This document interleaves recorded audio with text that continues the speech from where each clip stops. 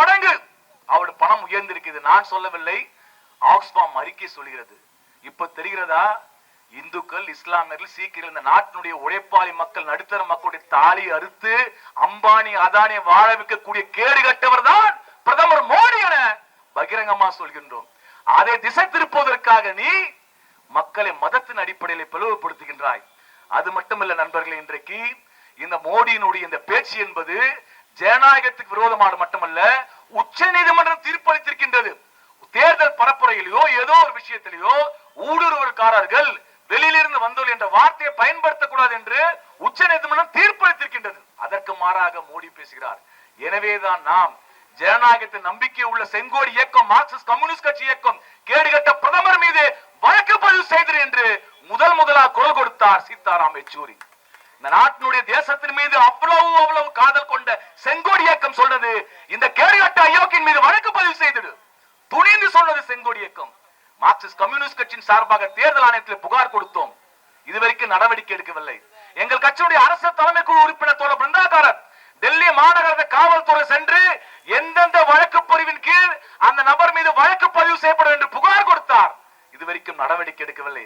நான் கேட்கின்றோம், இந்த மேடையில் கேட்கின்றோம், தேர்தல் ஆணையமே, நீ மோடியால் நியமிக்கப்பட்டவன் நீ 3 பேரும் அந்த 3 குரங்கு சொல்ல தெரியுமா, வாய மூடு, காத மூடு, கண்ண மூடுன்னு சொல்லிட்டு காந்தி சொன்னாரு. அந்த 3 குரங்கா இருக்குது அந்த தேர்தல் ஆணையத்தில் இருக்க 3 பேரும்.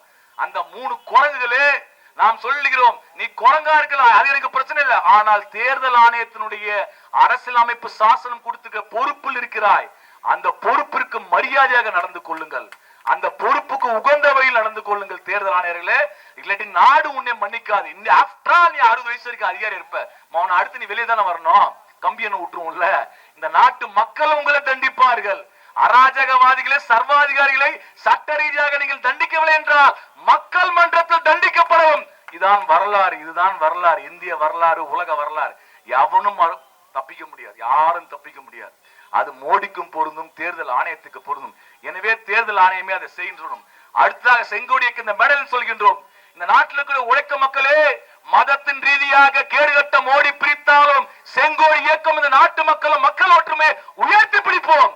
தேசம் காக்க மக்கள் ஒற்றுமை உயர்த்தி பிடித்த கொடி செங்கோடி. அந்த போராட்டத்திலே செங்கோடி இயக்கம் எந்த தியாகத்தையும் சந்திக்கும் என்பதை இந்த நேரத்தில் நான் சுட்டிக்காட்ட விரும்புகின்றேன். இந்த நாட்டு பிரிவினை லட்சமான மக்களுடைய உயிர்கள் பறிபோன போது இந்த நாட்டில் இருக்கக்கூடிய செங்கோடி மார்க்சிஸ்ட் கம்யூனிஸ்ட் இயக்கத்துடைய தலைவர்கள் துடித்து போயினர்.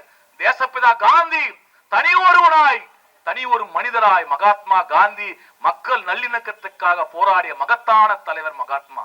அந்த மகாத்மாவை கொன்ன பாவிகள் தான் மோடியினுடைய மூதாதையர்கள். அவர்கள் இன்றைக்கு மத நல்லிணத்துக்கு கெடுக்க பார்க்கிறார்கள்.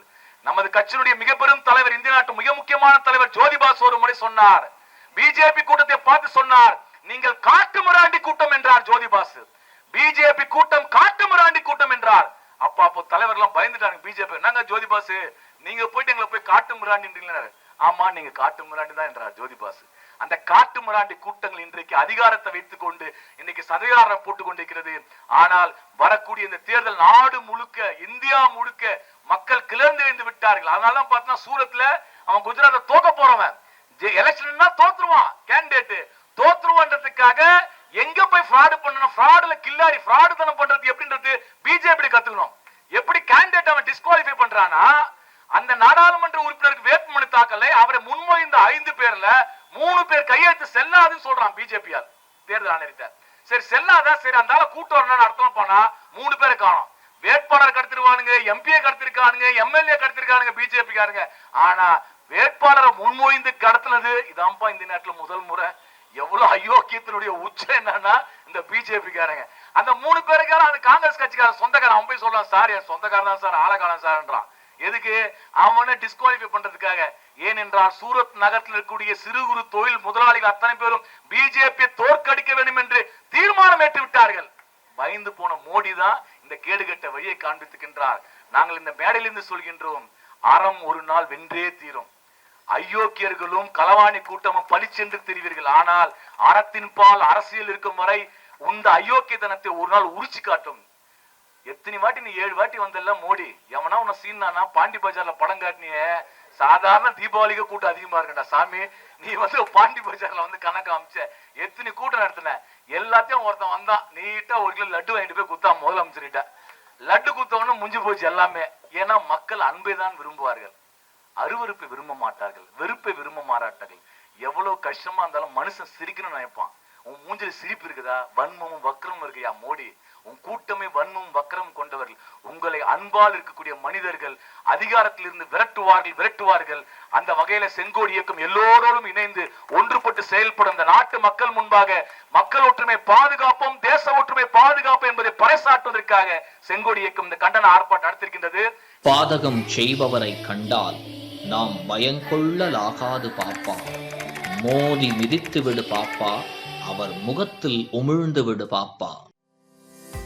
அண்மை செய்திகளை உடனுக்குடன் தெரிந்து கொள்ள இணைந்திருங்கள் இயம்நாடு தொலைக்காட்சியுடன்.